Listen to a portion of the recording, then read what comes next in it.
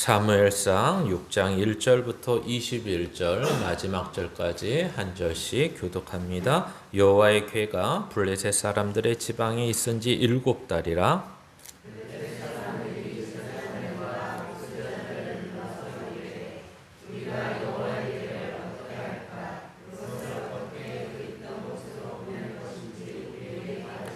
그들이 이르되 이스라엘 신의 궤를 보내려거든 거저 보내지 말고 그에게 속건제를 드려야 할지니라. 그리하면 병도 낫고 그의 손을 너희에게서 옮기지 아니하는 이유도 알리라 하니.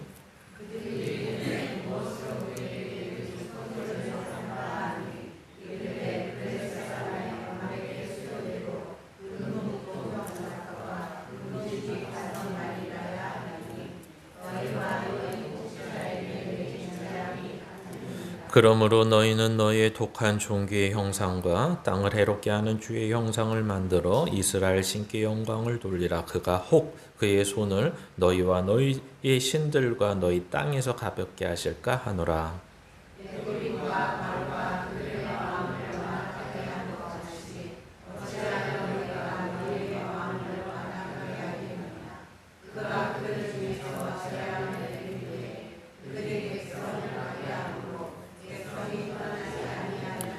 그러므로 새 수레를 하나 만들고 멍에를 메어보지 아니한 젖 나는 소 2마리를 끌어다가 소의 수레를 메우고 그 송아지들은 떼어 집으로 돌려보내고.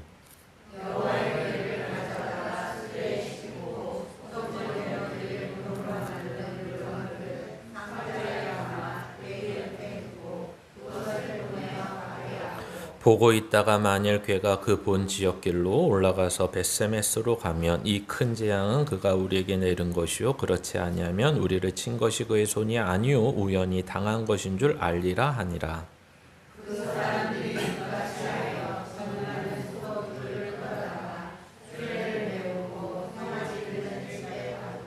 여호와의 궤와 및 금지와 그들의 독종의 형상을 담은 상자를 수레 위에 실으니.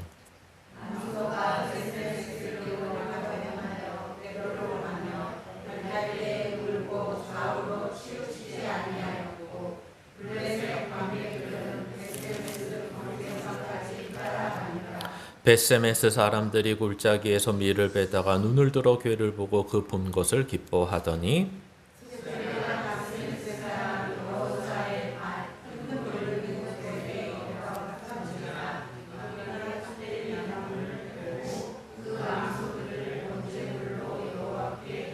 레위인은 여호와의 궤와 그 궤와 함께 있는 금보물 담긴 상자를 내려다가 큰 돌 위에 두매 그날에 벳세메스 사람들이 여호와께 번제와 다른 제사를 드리니라.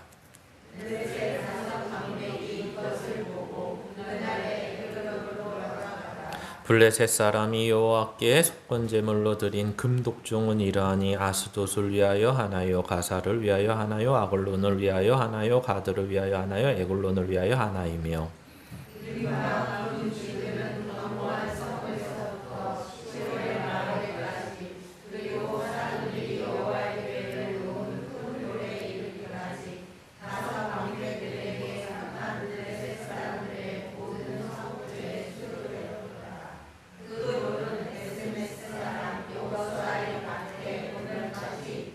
벳세메스 사람들이 여호와의 궤를 들여다본 까닭에 그들을 치사 50,070명을 죽이신지라. 여호와께서 백성을 쳐서 크게 살육하셨으므로 백성이 슬피 울었더라.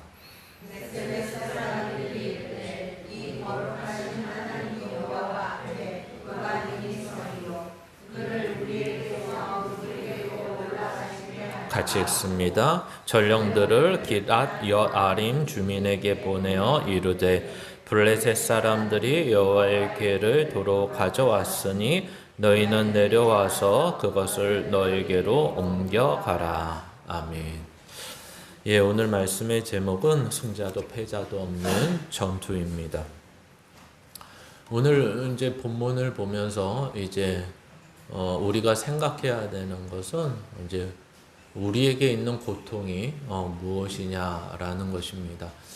우리는 이 땅에 살면서 이 고통이라는 것을 떠나보내거나 잊고 살거나 아니면 해결하고 살 수 없다는 것을 알게 됩니다. 그 이유는 아주 간단합니다. 근본적으로 죄 가운데 있기 때문에 그렇습니다. 죄가 이 땅 가운데 있고 우리의 죄된 본성 가운데 있고 있는 한 이 고통이라는 건 그것이 육체적 고통이 됐든 심리적 고통이 됐든 영혼의 고통이 됐든 그 고통은 한결같이 있는데 이왕 있는 고통이라면 진정 우리가 어떠한 것을 결론적으로 맛보고 어떠한 고통을 통해서 진정한 그 고통이 해결되는 고통을 이제 맞이할 수 있다면 오히려 해결되지 않는 고통보다 더 나을 거라 생각이 되는 것입니다. 그래서 이제 오늘 본문을 보시면 이걸 조금 뭐라 그래야 되나요? 자세히 좀 읽어 보셔야 됩니다. 실제는 우리가 이제 사무엘상을 하면서 좀 어려운 것이 뭐냐면 기존 이해, 기존에 알고 있던 내용들이 이 머릿속에서 제가 설교할 때마다 좀 얽히는 것, 기존에 알고 있던 것과 이렇게 말씀드리는 것이 엉켜서 그래서 새롭게 된 내용들을 이렇게 받아들이셔야 되는데 그냥 엉켜있는 상태들이 많으신 것 같아서 좀 그런 것들을 미연에 방지하기 위해서는 좀 어차피 뭐 다음 본문이 어디다라고 말은 하진 않지만 꾸준히 사무엘상의 순서대로 어차피 가는 거니까 다음 주는 7장을 한번 한 주 동안 꾸준히 한번 읽어보셔서 뭐 다른 이해는 아니더라도 적어도 문자적이고 국어적인 이해는 좀 해가지고 오시는 것이 여러분들의 설교를 듣는 여러분들에게 또는 깨닫게 하기 위한 방식으로 괜찮은 것 같습니다. 그래서 오늘 첫 번째 이 본문의 내용은 블레셋의 고통입니다. 블레셋은 오늘 왜 이렇게 고민하고 그 고민을 따라 조언을 듣고 그 조언을 이행하고 끝까지 그 조언을 들은 내용들이 어떻게 실행되고 이행되는지를 지켜보는 아주 면밀한 내용이 간단하게 쓰여져 있는 것입니다. 여기는 6장 1절에 보시면 여호와의 궤가 블레셋 사람들의 지방에 있은 지 7달이라고 하지만 이 지방이 1번이라고 써있고 각주를 성경에 있는 분들은 보시면 이게 들이다, 소위 들판이다 라고 말하는 것입니다. 우리가 알다시피 블레셋이라는 데는 한 나라라고도 볼 수 있지만 5개의 도시, 5개의 민족으로 나눠진 나라고 그것이 연합된 형태로 있는 것입니다. 그렇기 때문에 이미 앞에서 5장에서 봤듯이 새 도시를 지나면서 이제 독종과 죽음이라는 이 언약궤로 인하여 벌어졌지만 여호와의 손이 그들을 치셨지만 이 불분명한 모습들이 있었고 계속해서 두 도시를 더 갔다는 이야기는 없지만 블레셋 전체가 이것으로 고통 가운데 있는 것입니다. 그래서 5장에 보시면 그 울부짖음이 하늘에 쌓였다, 올라갔다 라는 표현을 쓰면서 이 죽음과 독종으로 인하여 어찌할 수 없는 모습들을 보지만 오늘 6장 1절을 시작하면서 들판에 블레셋 땅 안에 여전히 있었던 것은 그들이 아직도 이것을 전리품으로 가져왔고 또 문제는 이 언약궤라는 것이 진짜 하나님의 여호와의 손이 진짜 자기들을 벌한 건지는 불분명하기 때문에 이렇게 나와 있는 것입니다. 그러나 이제 더 이상 이제 놔둘 수 없는 거죠. 더 이상 놔둘 수 없다는 말은 뭐죠? 그 독종과 죽음이 더 이상 이 블레셋을 유지하기에는 쉽지 않은 것입니다. 그래서 이 쉽지 않다는 말은 우리가 5장으로 다시 돌아가면 에글론에 갔을 때 에글론 사람들이 아예 자기 지역으로 들어오지 못하게 합니다. 그러나 이제 한글 성경에는 그 에글론 사람들이 블레셋에 가드나 다른 사람들이 옮겨올 때 표현을 우리가 죽겠다라고 표현을 하지만 원어로 봤을 때는 실제 내가 죽겠다라는 표현을 씁니다. 이게 왜 어떤 의미가 있냐면 이런 의미가 있습니다. 그 전까지 아무 문제가 없고 블레셋이 이스라엘을 이기고 할 때는 우리였습니다. 야, 우리가 함께 전리품을 나누고 우리가 함께해서 이겼고 우리가 함께해서 영광을 얻었다. 그럴 땐 우리였는데 이제 한 도시 지나면서 거기에서 독종과 죽음이 고통을 안겨다 주니까 에글론에 와서는 내가 죽겠다. 이 말은 그래서 무슨 말이냐면 지금 이 언약궤로 인하여 이들은 아직 확신은 하지 못하지만 뭐 이유가 그거밖에 없기 때문에 현재까지는 우연인지 이게 확신한 건지 모르지만 더 이상 들어오지 못하게 하고 내가 죽겠다. 즉 이 연합체가 와해가 되기 시작했기 때문에 그렇습니다.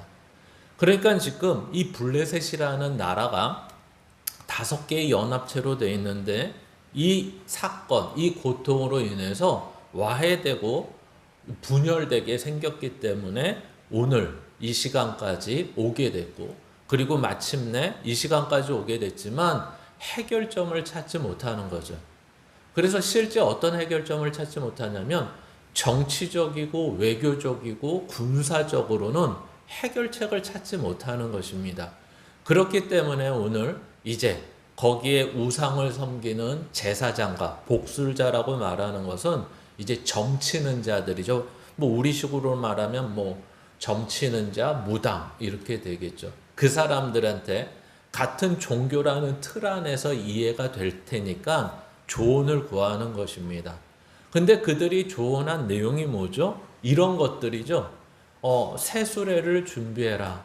속건제를 해라. 근데 표현이 속건제지 이 속건제라는 말은 지금 이러한 어려움을 겪은 거에 대해서 아무래도 우리를 벌하는 신이 있는 것 같으니까 우리가 그러면 그것을 명쾌하기 위해서는 어떻게 할 수밖에 없냐면 이 속건제라는 의미는 이들에게는 배상을 해야 된다는 생각을 하는 것입니다. 그러니까 이러한 어려움의 문제를 해결하기 위해서는 단순히 잘못했습니다. 말로만 끝내면 안 되고 이 사람들이 항상 우상을 섬기듯이 하나님에게도 방법을 쓰는데 동일한 방법을 쓰는 거죠. 그래서 그 우상을 달랠 만한 지금 이 재앙을 주는 그 어떤 신이 우리의 어떤 보상과 그 달랠 만한 재물을 드렸을 때 이 신은 우리가 믿는 우상과 같이 그 재앙을 멈출 것이다.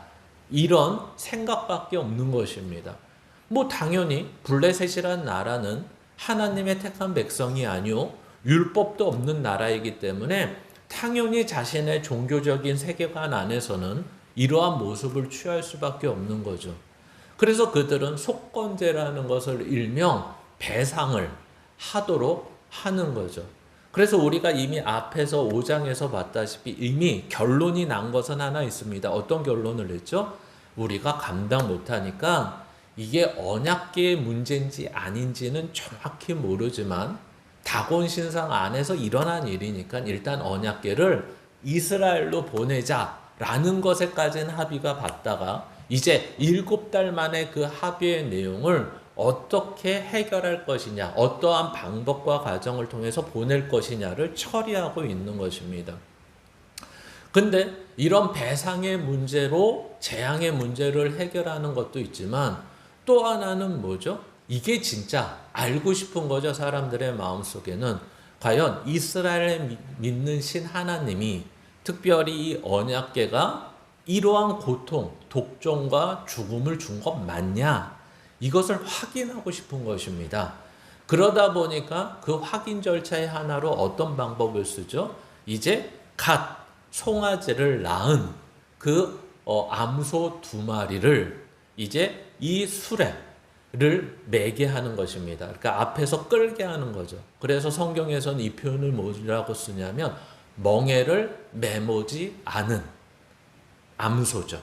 그러니까 멍에를 매보지 않은 암소라는 것은 한 번도 수레를 끌어본 적이 없어서 그 수레가 가는 것 자체가 어렵다고 표현하는 것이고 또 하나 아직 젖되지 않은 송아지가 있는 어미 암소기 때문에 절대로 소위 말해서 100%는 아닙니다.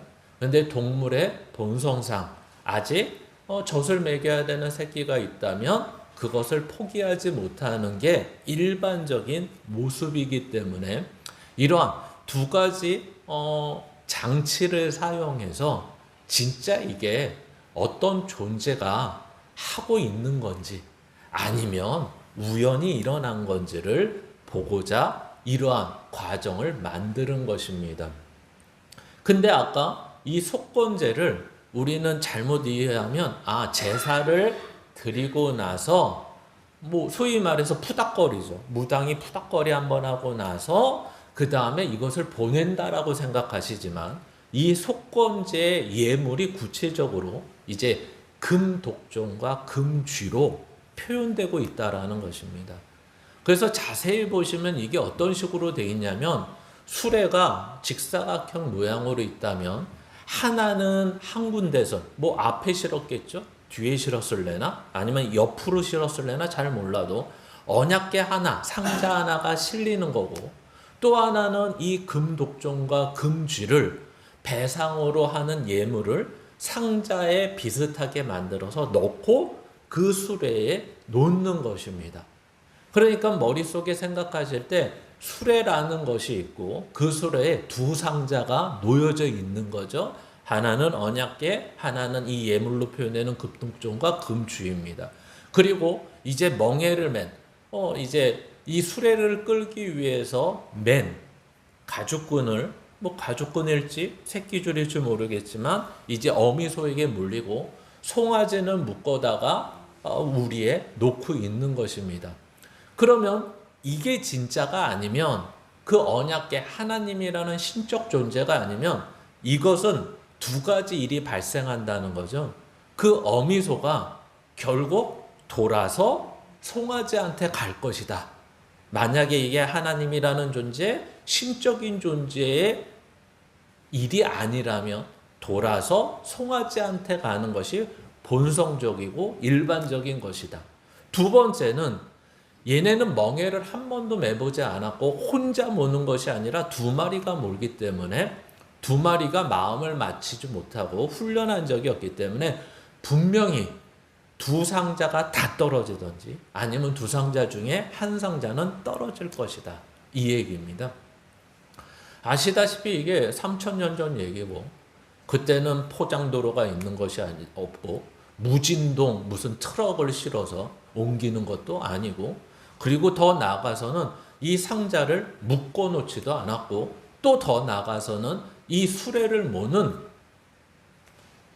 운전자가 없다라는 것입니다. 그러니까 이것은 우연으로 어떻게 해서 진짜 99% 안 될 일이 기적처럼 베세메스라는 이스라엘 땅으로 이 언약궤가 돌아간다는 것은 어떤 신적인 능력, 인간의 능력으로도 안 되는 거예요. 신적인 능력이 여기에 놓여지지 않으면 절대로 일어날 수 없는 것들을 이때는 이러한 장치를 통해서 만들었다라는 것입니다. 그래서 그 다음 장을 보시면 이 의미가 이런 거죠. 이 사람들은 놓아주기 싫은 겁니다. 이스라엘에게 그래도 큰 3만 명, 전체적으로는 3만 4천 명을 죽이는 큰 전투를 벌였고 거기에서 승리해서 얻은 전리품을 이게 아니라면 이게 독종과 죽음만 주지 않았다면 놓아주기 싫은 거죠. 그리고 더 나가서 놓을 수밖에 없는 것은 다른 방책이 없다라는 것입니다. 그러니까 우리가 어디가 아플 때 가장 어려운 게 뭐냐면 요즘 현대의학에서도 원인을 찾지 못하는 것입니다. 오히려 원인은 찾지 못하고 증상만을 호전시키려고 하다가 그것이 나중에는 증상이 호전돼서 잘 나았는지 알았는데 그때 지나가기만 했지 나중에는 큰 병이 되는 경우가 있죠. 예를 대표적인 게 이런 거죠. 관절이 아파서 진통소염제만 먹었더니 나중에는 연골이 닳아서 없어졌더라. 그런지도 모르고 진통소염제가 치료된지 알고 먹다가 결국에는 수술하게 됐더라. 이런 것입니다. 그러니까 여기서도 마찬가지의 얘기를 하는 것입니다. 그리고 이제는 성경에 나와 있듯이 이러한 방법과 과정을 하는 이유는 첫 번째는 이제 고통에서 벗어나고 싶은 거죠. 이 우상을 섬기는 제사장과 이 무당들이 이러한 일들을 이렇게 처리했을 때 우리가 얻는 유익이 뭐냐라고 얘기하냐면 이 고통, 이 독종과 죽음에서 벗어날 수 있습니다 라는 말과 또 하나는 우리가 아직 확신할 수 없는 그 내용을 여기서 확인할 수 있으니 소위 말해서 표현은 애매하지만 이것을 이 장치, 이 암소를 통해서 젖먹이는 암소를 통해서 이 수레를 통해서 이동시켰을 때 그것이 완전히 이루어진다면 우리가 얻는 이 두 가지가 확실해지고 가장 중요한 건 뭐죠? 우리가 이 고통에서부터 벗어나게 됩니다. 그것을 아까식으로 확대해서 얘기하면 우리의 분열과 우리의 참패를 막을 수 있습니다. 이렇게 설명하고 있는 것입니다. 그래서 이제 다음 장 보시면 실제 어떻게 되죠? 진행을 시킵니다. 그래서 이 블레셋 방배 5명이 나름대로 뭐 어떻게 보고 있는지 몰라도 높은 데서 보고 있었겠죠? 이렇게 지켜보고 있는 거죠. 과연 저 두 젖먹이를 둔 암소가 과연 수레를 한 번도 몰아보지 않았던 암소들이 과연 곧장 벳세메스 땅으로 한 번도 덧붙여서 얘기하면 한 번도 가보지 못한 곳을 향해 갈 수 있을까라고 지켜보고 있는 것입니다. 근데 마침 그것이 지나고 있는데 벳세메스 땅에 거의 이르렀을 때, 다다랐을 때 이 이스라엘의 광경을 보여주고 있는 거죠. 여러분 한번 생각해 보십시오. 이 앞에 4장, 5장에 어떤 일이 있었냐면 크나큰 살육의 전투가 있었고 그 전투의 마지막에는 언약궤가 빼앗겼다는 소문으로 이제 소식으로 인해서 두 제사장이 죽었고 그리고 엘리 제사장마저도 대제사장마저도 죽었고 그로 인하여 비느하스 엘리의 며느리도 에다타 죽었고 심지어 그 며느리가 애 이름을 이가봇이라 하며 이스라엘 영광이 어디 있느냐 떠났다라고 외치며 모든 것이 자포자기하는 나라가 망한 것처럼 돼버렸습니다. 그러면 그러한 형편에 지금 7달 만에 이스라엘이라는 곳에 장면을 딱 보여주는 거예요. 지금 블레셋의 장면은 어떤 장면이냐면 원래는 승리해서 환호하며 전리품을 나누며 축제를 벌이는 장면이어야 될 곳이 어떤 장면으로 가득 차죠? 죽음만 34,000명을 죽인 게 아무것도 아닌 게 돼버리는 죽음의 도시, 암흑의 도시, 고통받는 도시의 모습을 보여주고 있어요. 분명히 승리는 여기가 있는데 근데 이스라엘의 전경을 딱 보여주니까 어떤 전경이 펼쳐져야 되죠? 금방 엘리와 제사장과 며느리와 아이를 낳은 그 이름의 이야기를 들었을 때 여기는 펑펑 울고 있어야 되죠. 도대체 우리 하나님은 어쩌다가 저렇게 되셨냐? 우리 하나님을 모시고 오려면 어떻게 해야 되냐? 장로들이 고민하고 제사장 남아있는 제사장들이 고심하고 기도하고 제사를 지내고 무엇 때문에 우리가 하나님마저도 저렇게 되는데 아무 손도 못 쓰고 블레셋에게 얻어 터질 뿐만 아니라 우리의 하나님마저도 빼앗겨서 이러한 모욕과 이러한 멸시와 이러한 고통을 당해야 되나 이래야 된다는 거죠. 공감을 안 하십니까? 이제 왜 공감을 안 하는지 나중에 말씀드릴게요. 근데 그러한 모습이 없죠. 어떠한 모습이 있죠? 밀을 수확하고 있습니다. 이게 어찌 된 일이죠? 이때까지 이스라엘 백성들은 물론 7장으로 넘어가면 사무엘 선지자가 아예 대놓고 이스라엘 사람들에게 이야기를 합니다. 너희들은 우상을 이제 섬기지 말고 하나님만 섬기라고 아예 대놓고 얘기를 해요. 회개하라고. 그러나 이전까지 이 6장의 모습은 어떤 모습이냐면 하나님을 찾는 모습이 아니라 오히려 풍요로운 모습을 그려주고 있다라는 것입니다. 즉 다시 말하면 이 사람들, 우리는 지금 하나님이 블레셋의 언약궤 안에 갇혀있지 않다는 거 알죠?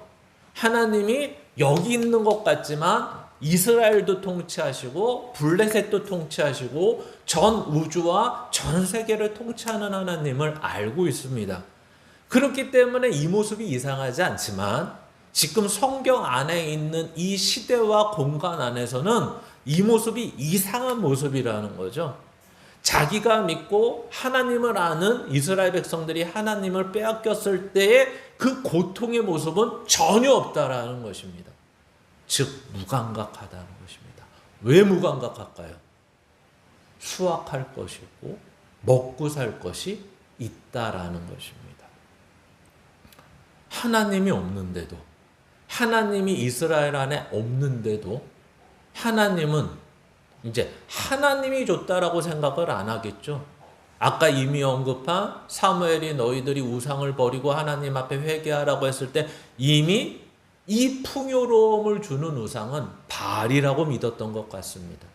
그러니까 하나님이 없어도 현실에서 누구만 있으면 되려 오히려 바알, 우상만 있으면 이런 풍요로움을 줄 수 있다라고 생각하는 것입니다. 굉장히 무섭죠, 실제는. 그러면서 밀수확 중에 오히려 그 언약궤가 돌아오는 것을 보고 이상히 여겼다 이러지 않습니다. 기뻐했다 이렇게 얘기합니다. 아니 지금 여러분 생각해 보십시오. 요즘 같으면 그쵸, 이상히 여기지 않을 것 같습니다. 트럭 한 대가 들어오는데 운전자가 없어. 그러면 어떻게 생각하시겠죠, 요즘은? 아, 자율주행차구나. 뭐 이렇게 원격 조정을 하거나 뭐 이렇게 생각할 텐데 이때는 암소 2마리, 뭐 암소인지 숫소인지는 모를 테니까 소 2마리가 수레를 상자 2개를 끌고 수레를 끌고 오는데 운전자가 안 보여. 그러면 어떻게 생각하셔야 되죠? 야, 이상하다. 이렇게 생각해야 되는데 성경은 여기에 대해서 이상하다고 생각하지 않습니다. 도대체 이스라엘 사람들은 왜 그럴까요? 아니면 성경이 그 말까지 넣을 필요가 없기 때문에 안 넣었을까요? 아직은 모르겠습니다. 그러나 문제는 그것이 무엇인지는 알았다는 거죠, 적어도. 그 수레 위에 있는 다른 한 상자는 모르겠지만 그 한 상자, 어떤 한 상자죠? 언약궤에 대해서는 알고 있었다라는 것입니다. 분명히 먼 발치에도 저 수레 위에 있는 2상자 중에 한 상자인 언약궤가 분명히 언약궤라는 것을 알고 기뻐했다라는 것을 보게 됩니다. 그러면서 이들이 한 일이 뭘까요? 아, 이들도 제사를 지냅니다. 첫 번째는 번제를 지냅니다. 번제라는 것은 뭐 많은 제사가 있지만 이스라엘의 제사 중에 가장 중요한 제사는 5가지 정도로 보통 꼽습니다. 그 중에 많이 하는 제사가 이 번제인데 번제는 모든 것을 태워버리는 것입니다. 뭐 하나님께 고기를 떼어서 드린다거나 제사장이 어떤 일부분의 고기를 떼어서 먹을 수 있는 내용이 없고요. 번제라는 건 다 태워버려서 그 태운 우리 쪽에서는 고기 냄새죠. 그러나 성경에서는 그걸 냄새라고 표현하지 않고 향기로운 제물이라고 표현을 합니다. 그래서 탄내나 고기 냄새의 개념이 아니라 이 모든 걸 태워버려서 향기로 올리는 제물을 말합니다. 그런 제사법을 말하는 거죠. 근데 여기에서 특이한 게 하나 있습니다. 하나는 이제 그 태우는 데 있어서 뭘로 재료로 삼았냐라고 했을 때 블레셋에서 온 이 새수레를 다 패가지고 잘라가지고 뭐 일단 그걸로 재료를 삼았다라는 게 첫 번째고, 두 번째는 그러면 재물은 뭘로 삼아야 되냐? 이상하게 여러 가지 제사법이 있고 여러 가지 제사법에 따라서 제물의 종류가 나눠지기도 합니다. 그러나 이제 민수기 9장 같은 데 보시면 우리가 우리의 정결함을 위해서 암소를 잡아서 그 제물을 먹는 제사법도 있거든요. 이 얘기를 왜 하냐면 지금은 분명히 성경이 무슨 얘기를 하냐면 이 제사가 번제라고 이야기를 하는데 이 번제에 쓰이는 이 제물은 딱 한정돼 있습니다. 뭐 다른 건 다 제쳐주고 소를 쓰더라도 어떤 소를 써야 되냐면 흠 없는 숫소를 써야 됩니다. 그런데 여기에서 번제는 뭐 지낼까 안 내겠다 이거죠. 쉽게 얘기하면. 지금 어떤 소를 쓰죠? 그 끌고 온 암소 2마리로 번제를 드립니다. 그리고 번제만 드리는 것이 아니라 다른 제사도 드렸다 그러고 그 다른 제사 중에 하나가 화목제라는 것이 있습니다.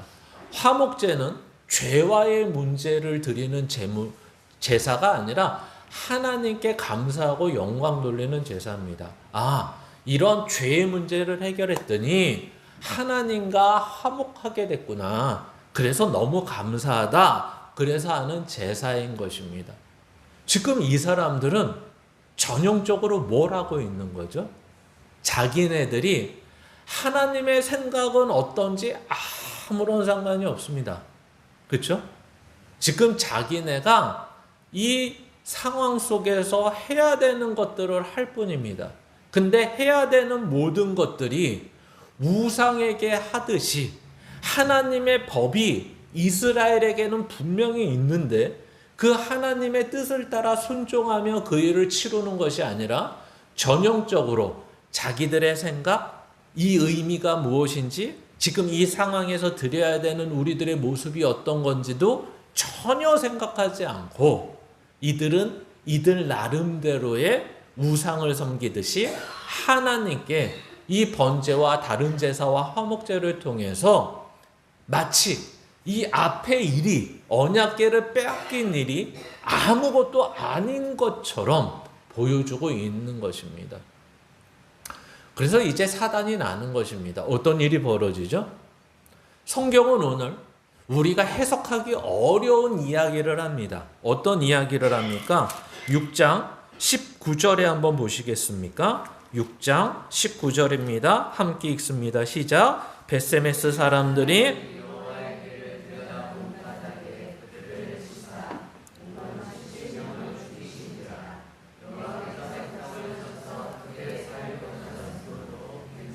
슬피 울었더라. 아멘.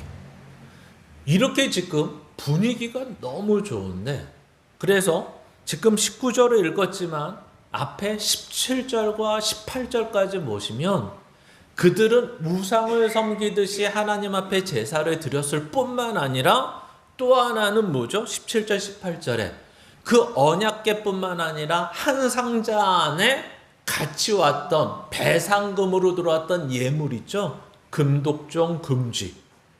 원래 그거 어떻게 해야 될까요? 이 블레셋 사람들은 무지하고 하나님에 대해 율법도 없어서 이런 배상의 차원으로 했대지만 이것을 지금 언약궤와 함께 있게 하는 것 자체가 이스라엘에게는 뭘까요? 큰 범죄인 것입니다. 하나님 앞에 큰 죄인 거예요. 그러니까 또 한 번 이 내용을 언급했다가 아니라 이렇게 또 한 번 이 내용을 이스라엘 땅에 왔는데 또 한 번 이야기하는 것은 이스라엘은 아직도 자기네가 무엇을 잘못하고 있는지 몰랐다를 분명히 하기 위해서 놓여져 있는 거죠. 수레도 없애고 그래 소도 번제로 드린 게 문제지만 없애고 그러면 모두 없애야 되죠. 지금 금독종과 금쥐 우상을 표현하는 것들은 하면 안 되는 거죠. 근데 이들은 그것을 마치 전리품처럼 받아놓고 있다라는 것입니다.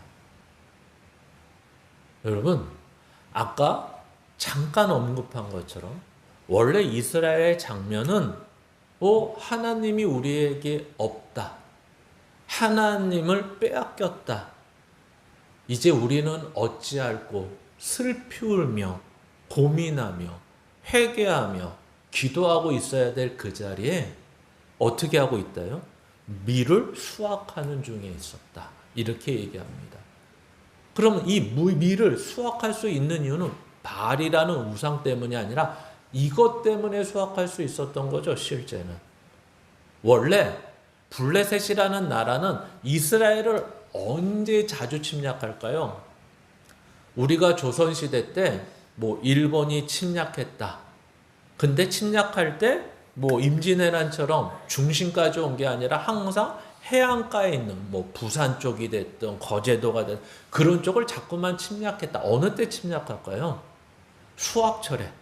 지네는 먹고 살 것이 없는데 한국에는 수확하는 때에 침략을 해서 먹고 살 것을 빼앗아 갔겠죠. 블레셋이 그런 모습입니다. 항상 이스라엘을 침략을 하는데 침략을 하는 때가 바로 이 수확철입니다. 근데 이번에는 블레셋이 쳐들어오지 않는 거예요. 그러니까 이스라엘에게는 좋았을까요? 안 좋았을까요? 좋았겠죠. 심지어 하나님이 우리 가운데 안 계신데 하나님 계실 때는 침략하던 블레셋이 하나님이 안 계시니까 침략을 안 해요. 속으로 어땠을까요? 하나님 없이도 살만했다. 이 얘기입니다. 그런데 때마침 배상액으로 뭘 갖다 줬다고요? 이게 쥐의 형상, 독종의 형상이지만 뭘로 된 거라고요? 금으로. 여러분 같으면 어떨 것 같습니까? 누가 쥐 모양으로 금으로 한 요만하게 만들어서 야 이거 24K 금이야. 근데 쥐 모양인데 너 가질래? 이러면 어떠실 것 같습니까? 징그러워. 난 쥐가 세상에서 제일 싫어. 이럴 것 같습니까? 아니면 너 싫으면 내가 갖지 뭐. 이럴 것 같습니까? 이 얘기입니다. 이 얘기. 그렇죠? 뭐 이게 쥐 모양이 됐든 내가 세상에서 가장 징그러워하는 모양이 됐든 뭐가 됐든 아무 상관없는 것입니다. 하나님 앞에 드려지는 함께 있는 것이 우상이 됐든 뭐가 됐든 아무 상관없는 것입니다. 이들에게는 그 쥐의 모양이, 그 독종의 모양이, 이렇게 밥을 먹어야 되는데 죄송하지만 그 독종의 모양이라는 것은 치핵의 모양입니다.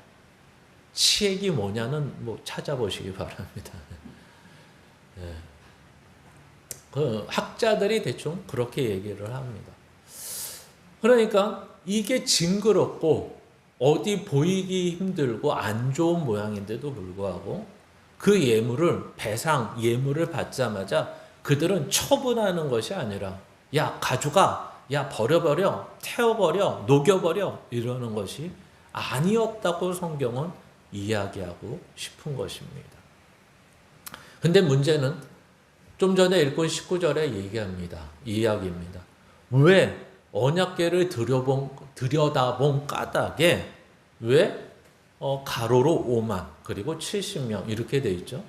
근데 이 문제가 왜 이렇게 돼 있냐면 이제 사본이 그러니까 복사본이 성경이 꽤 있는데 어떤 복사본에는 5만이라는 숫자가 있고 어떤 복사본에는 5만이라는 숫자가 없어서 그래서 절충하여 이렇게 가로로 넣어서 쓴 것입니다.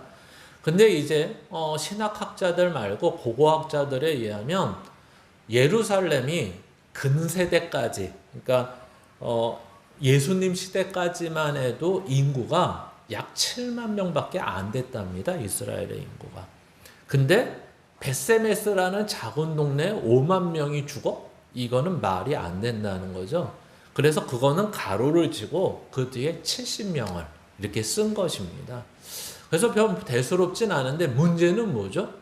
왜 죽었다고요? 그 언약궤를 들여다본 까닭에 죽었다라는 것입니다. 그러면 언약궤를 이렇게 열어서 들여다 본 건지 이거는 왜 들여다볼까요? 혹시 얘네가 보내긴 했는데 빈통으로 보낸 거 아니야? 라고 의심이 들어서 볼 수도 있고, 또 하나는 한 상자는 언약궤가 아닌 거 분명히 알고 까봤는데 금이 있네? 그러면 얘네가 혹시 언약궤 안에도 더 채웠을래나?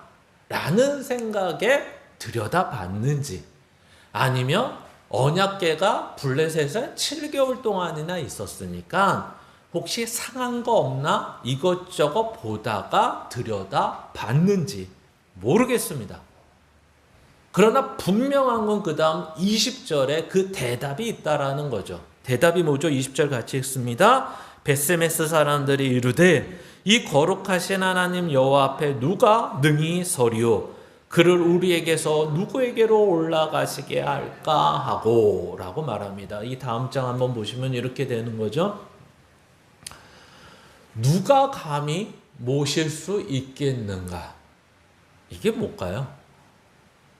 까다롭다는 거죠. 까다롭다. 아니, 우리는 우리 생각이 있어서 들여다봤는데 그게 아까 말한 어떤 생각인지는 모르겠지만 우리가 생각을 해가서 들여다봤는데 그것이 이 거룩함을 하나님과 구별되는 그것을 지키지 못한 것이라고 말하는 것입니다. 이 말을 조금 더 풀어서 얘기하면 이런 거죠. 인간이 지금 이 정도 봤습니다. 어느 정도 봤죠? 지금 오히려 블레셋 방백들은 이 내용이 벳세메스에 들어가서 한 모든 것을 보고 어떻게 성경은 표현하고 있냐면, 야, 여호와의 손이 저 언약궤가 우리에게 재앙을 주고 죽음을 준 게 확실하다. 오히려 이렇게 하고 돌아갑니다. 근데 이스라엘은 그 광경을 밀밭에서 밀을 수확하면서 보고 있었죠. 야, 소가 운전자가 없이 언약궤와 한 상자를 싣고 여기까지 오네? 그러면 그가 누가 하시는 겁니까? 하나님이 스스로 그 모든 것을 하시는데, 실제 이게 수레, 소, 이러다 보니까 그게 뭘로 안 느껴지시죠? 승리의 환송이라고 느끼셔야 되는데 전혀 우리도 못 느끼고 있는 것입니다. 하나님은 지금 그 모습을 무슨 모습이라고 하냐면 승리의 복귀, 승리의 전리품을 가져온 모습, 이런 식으로 표현하고 있는 거예요, 실제는. 근데 아무도 이스라엘에서는 그것을 승리의 환송이라고 보지 못합니다. 왜 그럴까요? 앞에서 이미 언급한 대로 이스라엘의 언약궤를 빼앗긴 다음에 충격 가운데 있던 이스라엘의 모습 속에서 그러면 그 7개월 동안의 모습은 망한 자들의 모습이어야 되는데 그렇지 않았다. 그리고 그 모습이 있는 이유 중에 또 다른 모습은 뭐였냐면 블레셋에 대한 아무런 감각이 없었다. 보통 이렇게 소문이 나야 되잖아요. 그렇죠? 야, 언약궤를 쟤네들이 뺏어갔는데 한 달 후쯤은 소문이 나야 되잖아. 쟤네 아주 죽으려고 그래. 독종이, 병이, 전염병이 퍼지고 그것으로 인해서 우리 34,000명 죽은 것보다 더 많이 죽었대. 이런 소문이 1개월, 2개월, 3개월 되면 이렇게 퍼져서 와야 되는데 지금 이스라엘에는 오늘 본문을 보면 아무런 생각이 없는 것 같습니다. 그렇죠? 이런 소문조차 듣지도 않았고 이러한 관심조차 없는 사람들 같습니다. 그럼 뭐에 관심이 있었을까요? 뭘 열심히 했을까요? 농사 짓는데 열심히 했죠. 죽지 않으려고. 하나님도 없는데 굶어 죽지 않으려고 열심히 살았죠. 소문이고 언약궤를 찾아오려는 고민이고 아무것도 없는 것입니다. 이들은 오직 자기들의 육신의 안정과 자기들의 세상에서의 만족을 위해서 살았다는 것을 직간접적으로 보여주고 있는 것입니다.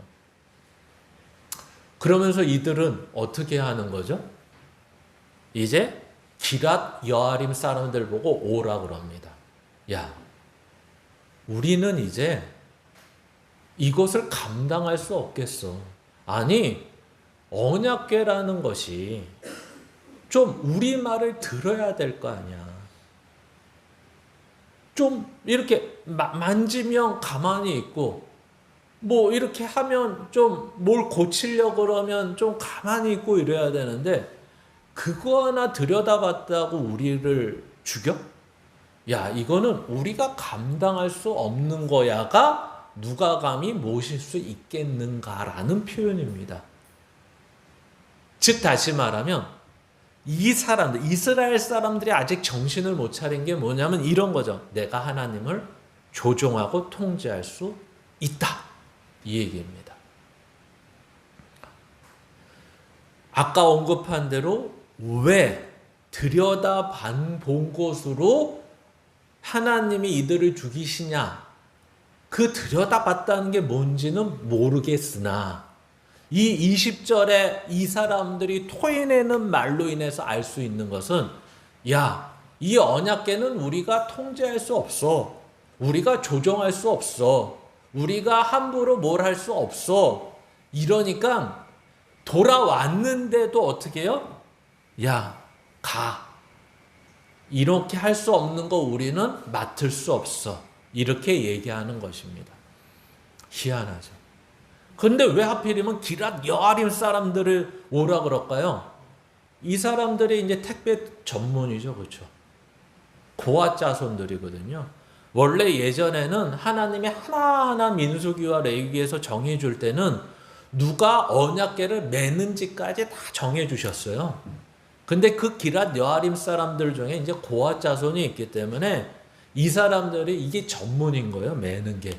그러니까 또 저거 만졌다가 또 들여다봤다가 무슨 사단이 날 줄 모르니까 어떻게 해요? 아예 그제서야 자기네 죽지 않으려고 말씀에 율법에 있는 대로 그 택배회사 전문 택배회사 불러다가 시키고 있는 거예요. 그러니까 기앗 여아림에 지네가 갖다 놓으면 되는데 아예 한 70명 죽고 나니까 아예 손도 못 대는 거죠. 무서워서. 그리고 전문 기사들 보고 와서 니네가 가져가라 라는 내용으로 끝난다는 거예요. 이상하지 않습니까? 오히려 처음에는 약간 이 언약궤가 돌아온 것에 대한 기쁨도 있는 것 같고 우연인지 어떤지는 모르지만 여기에 대한 나름대로의 감정이 있었는데 이 살육 한 번으로 인해서 야, 하나님 없었던 게 저 나은 거 아니었어? 하나님이 돌아오자마자 이게 뭐야? 이렇게 되는 것입니다. 도대체 이 내용을 보고 어떤 생각이 드십니까? 지금? 제가 하나님 같으면 됐다. 오히려 블레셋은 자기를, 그러니까 하나님 당신을 어떻게 여기죠? 한번 이렇게 다 다곤 쓰러뜨리고 독종과 죽음을 주니까 두려워합니다. 그런데 이스라엘은 오히려 여기에서 70명이 죽으면 어떻게 해야 되죠? 두려워하고 떨림으로 우리가 무엇을 잘못했는지 어떻게 하나님을 섬겨야 되는지를 고민하고 생각하고 율법을 들여다봐야 되는데 그러지 않고 내팽겨쳐 버립니다. 왜? 하나님 없어도 살 수 있으니까. 이때까지 7개월 동안 하나님 없어도 살았으니까. 너무나 무서운 얘기를 실제 하는 거죠. 그래서 오늘 본문을 이렇게 이해하면 좋으실 것 같습니다. 첫 번째는 들여다봐야 된다는 거죠. 당신의 고통은 뭡니까?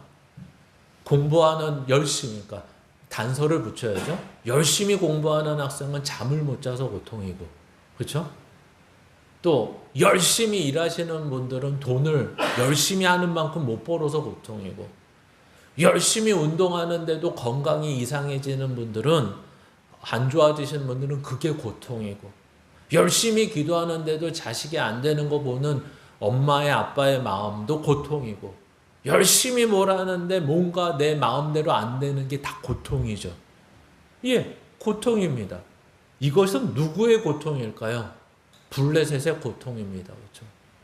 열심히 전쟁에서 승리했는데 오히려 원하는 만큼 이루어진 게 없고 오히려 그 승리의 전리품 때문에 독종과 죽음만이 그 모든 것을 지배하고 있습니다.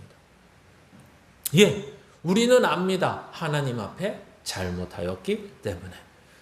그러나 문제는 또 하나의 고통은 뭐죠? 원래 이스라엘은 앞에서 계속해서 반복했지만 5장까지에서는 고통이었습니다. 뭐가 고통이었죠? 제사장 그룹의 사람들 가문이 몰락하고 그리고 언약궤가 빼앗기고 34,000명이 살육당하는 것을 보면서 이들에게선 어마어마한 고통이었고 충격이었습니다. 그러나 지금은 무감각합니다. 그리고 또 하나는 어떠한 모습들이 있을까요? 여기에서 보는 블레셋의 또 다른 모습이 있다는 거죠.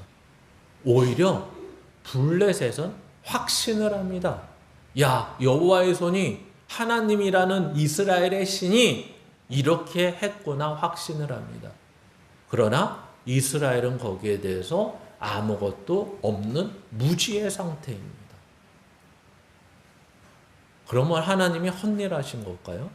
앞에 4장과 5장에 걸쳐서 왜 하나님은 이스라엘 패배까지는 이해가 되는데 하나님이 패배하는 모습을 왜 보여주냐라고 했을 때 답이 뭐였죠? 그것을 통해서 이스라엘의 하나님의 하나님 되심을 알리기 위해서 그랬다. 너희들을 위해서 나는 패배까지 무릅쓰면서 너희에게 이룰 하나님의 백성다운 모습, 하나님의 자녀다운 모습을 너에게 원했다. 이것을 보여주기 위해서 패배하시는 거거든요. 근데 패배한 다음에 승리라는 모습으로 돌아왔는데도 이스라엘은 오히려 변한 것이 없었다. 그들의 무감각한 영적 상태가 고스란히 드러나고 있었다라는 것입니다. 그러면 우리는 생각해 봐야죠. 내 모습은 어떤가? 여러분에게 고통은 무엇입니까? 목사에게 고통, 성도가 안 느네, 성도가 주네, 헌금이 안 느네, 교회 성편이 안 좋아지네, 이게 고통일 수 있을 것 같습니다. 여러분에게 고통은 무엇입니까? 점점 나이가 드니까 건강이 안 좋네, 수입도 줄어드네, 자식들도 잘 풀려야 되는데 안 풀리네, 애들이 많이 아프네, 뭐가 안 풀리네, 이게 고통일 수 있을 것입니다. 그러면 이렇게 묻고 싶습니다. 예수 그리스도를 믿고 난 다음에도 계속 그것만의 고통이 있으십니까? 내 맘대로 안 되고 안 풀리고 어렵고 힘들고 영적으로나 정신적으로나 육체적으로도 고달프고 이런 게 예수 믿으면 좀 풀려줘야 되는데 안 풀려주고 해결이 안 되는 게 아직도 고통이 그것만 있느냐고 묻고 싶습니다. 이렇게 오해하지 마십시오. 그 고통이 있다는 건 예수를 잘못 믿는 겁니다. 이렇게 스스로 결론 내시면 안 됩니다. 여기에서 묻고 싶은 거는 그것을 해결하고 싶었는데 안 되지 않았습니까? 또는 그것이 아직도 고통 가운데 있는데 그것만 고통이십니까? 그러면 하나 더 말씀드려야죠. 그러면 예수 믿고 나서 혹시 이러한 고통은 있으십니까? 내가 온유하지 못하네. 내가 자비와 긍휼이 없네. 내가 사랑이 없네. 내가 하나님의 뜻을 따라 살지 못하네. 아직도 죄를 짓고 있네. 이게 고통이신 적이 있습니까? 이게 바로 영적 고통이며 이것을 고통이라고 말하니까 그렇지 이것을 영적 감각이라고 합니다. 문제가. 이러한 소위 말해서 마태복음 5장에 있는 팔복을 이야기할 때 가장 먼저 이야기한 복의 상태가 뭐죠? 우리의 복의 상태가 심령이 가난한 자는 복이 있나니 마음이 가난한 자는 복이 있나니 이겁니다. 그렇죠? 내가 이때는 가난한 적이 없어요.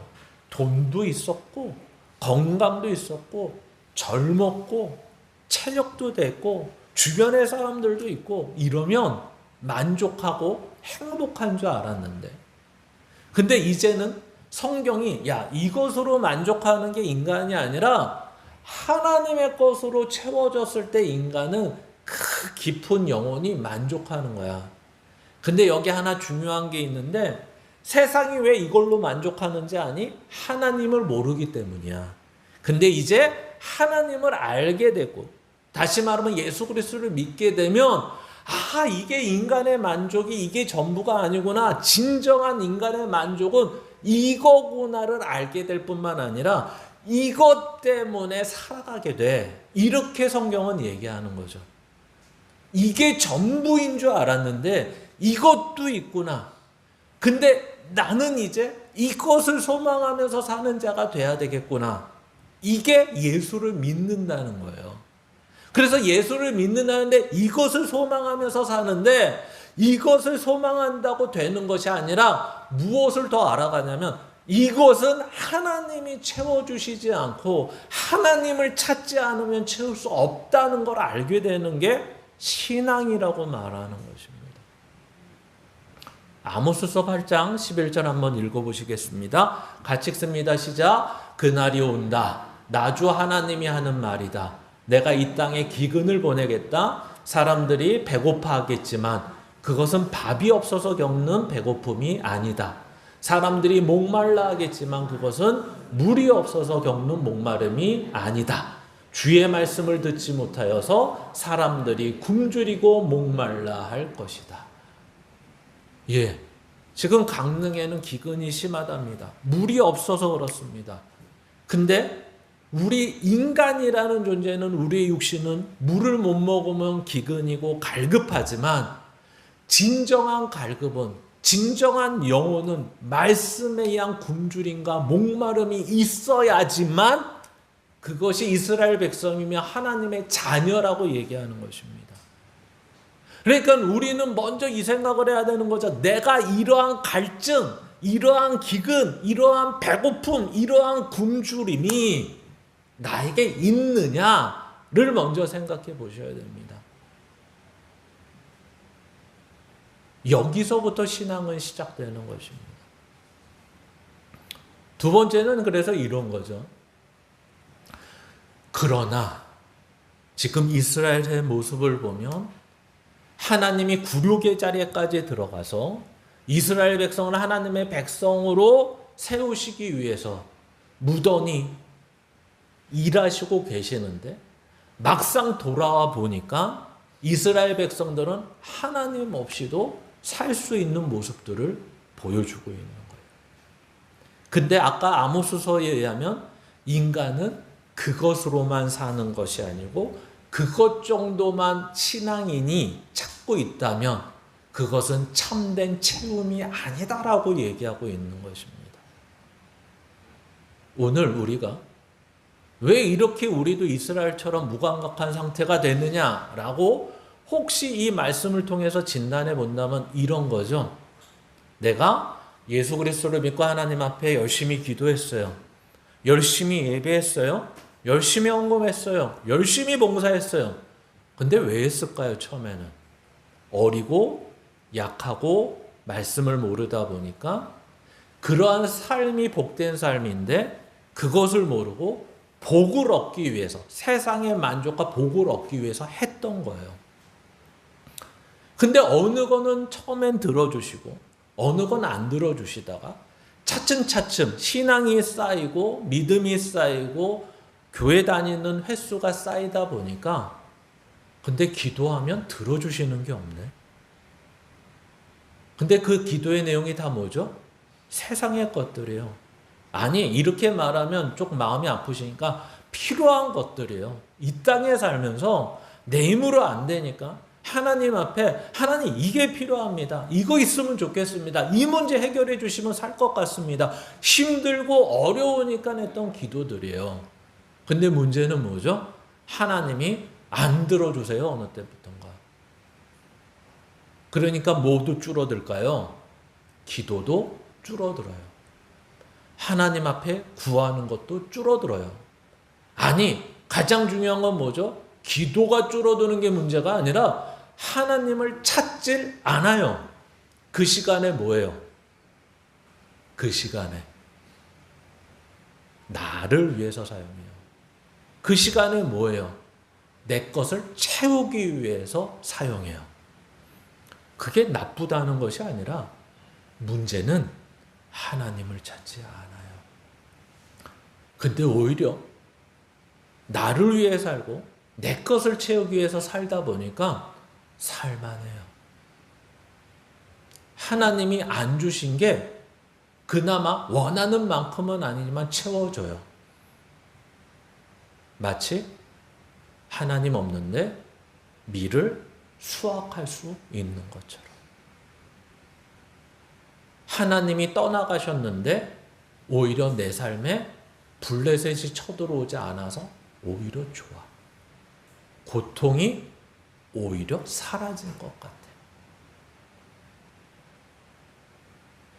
그게 무서운 건지 모르는 거예요. 그게 우리 인생에선 죄인지 모르는 거예요. 그게 우리에게는 어리석은 삶인지 모르는 거예요. 제일 무서운 게 그거예요. 그러면 이제 대책이 없죠. 하나님은 우리를 위해 그렇게 하셨는데 얘네들은 그걸 몰라줘.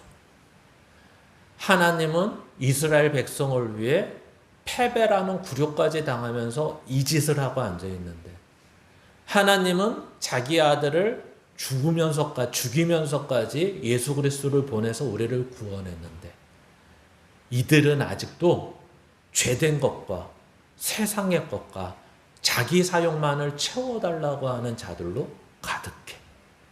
그러면 어떻게 하겠습니까? 항상 말씀드리지만 저만 죄인이잖아. 저 같으면 버리겠습니다. 그렇죠? 가망이 없구나. 얘네들은 보여줘도 모르는구나. 아니, 오히려 블레셋은 확인하고 갔는데 이스라엘은 오히려 블레셋보다 나를 더 우상으로 섬기고 있구나. 이러고 버려야죠.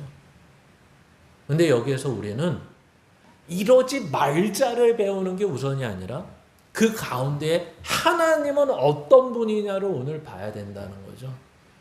그래서 민수기 6장 24절 26절 같이 읽습니다.